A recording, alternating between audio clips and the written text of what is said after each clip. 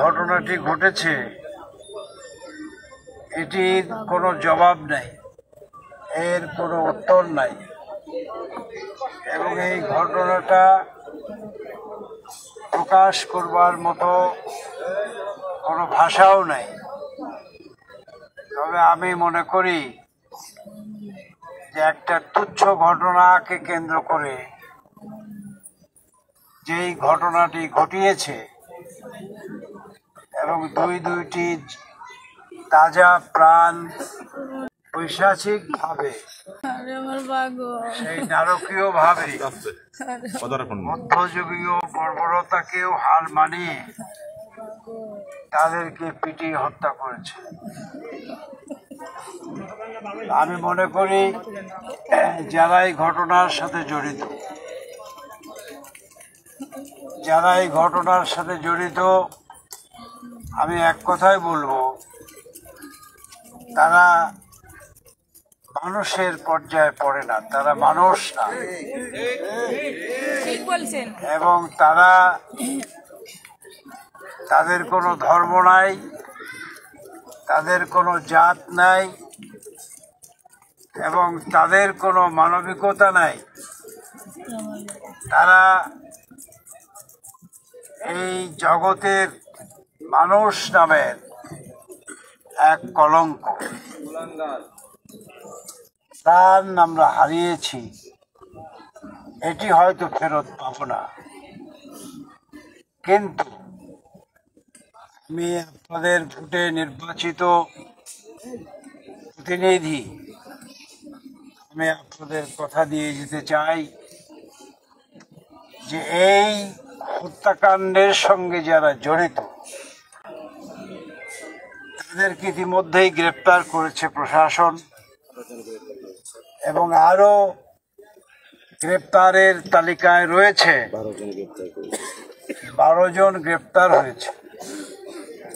এবং আমি আপনাদের বলতে চাই প্রশাসন শুধু না, আমাদের মাননীয় প্রধানমন্ত্রী তিনি এই ব্যাপারটি সার্বক্ষণিক নজরে রেখেছেন। আপনাদেরকে আমি কথা দিতে চাই, এই মায়ের বুক খালি হবার যন্ত্রণা এটা আমরা বুঝি, এবং বাবার সংসার থেকে দুটি ছেলে চলে যাবার বেদনা আমরা বুঝি। তবে আমি আপনাদের একটা কথা দিতে চাই যে অবশ্যই এই ঘটনার সঙ্গে যারা জড়িত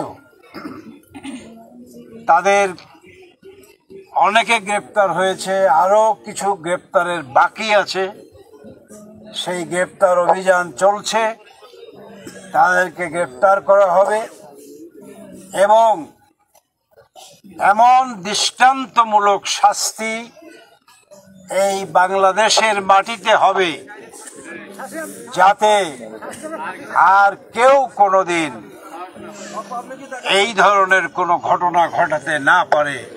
এটা আপনাদের দাবির সাথেও আমারও দাবি, এদের সর্বোচ্চ শাস্তি মৃত্যুদণ্ড আমরা দেখতে চাই। আপনাদের নির্বাচিত প্রতিনিধি হিসাবে বলতে চাই, এই আদালতের যেখানে যে অবস্থায় যেতে হয় আমি স্বয়ং নিজে যাব এবং সুষ্ঠু বিচার হয়ে এদের যাতে ফাঁসি হয় সেই ব্যবস্থা আমরা করব। কিন্তু আমি আপনাদের কাছে একটা অনুরোধ করতে চাই, সেটি হলো ঘটনাকে খুবই স্বাভাবিকভাবে নেওয়া যাবে না। এই ঘটনার পেছনে অন্য কোনো চক্রান্ত থাকতে পারে, সুতরাং সেই চক্রান্ত কারা করেছে, কেন করেছে, এইগুলার অনুসন্ধান অবশ্যই আমরা খুঁজে বের করব। এবং মনে রাখতে হবে যে এই বাংলাদেশ একটা সাম্প্রদায়িক সম্প্রীতির বাংলাদেশ। এইখানে সকলেই সমান অধিকার নিয়ে বসবাস করে একটা প্রতিমায় একটু আগুন লেগেছে, সেই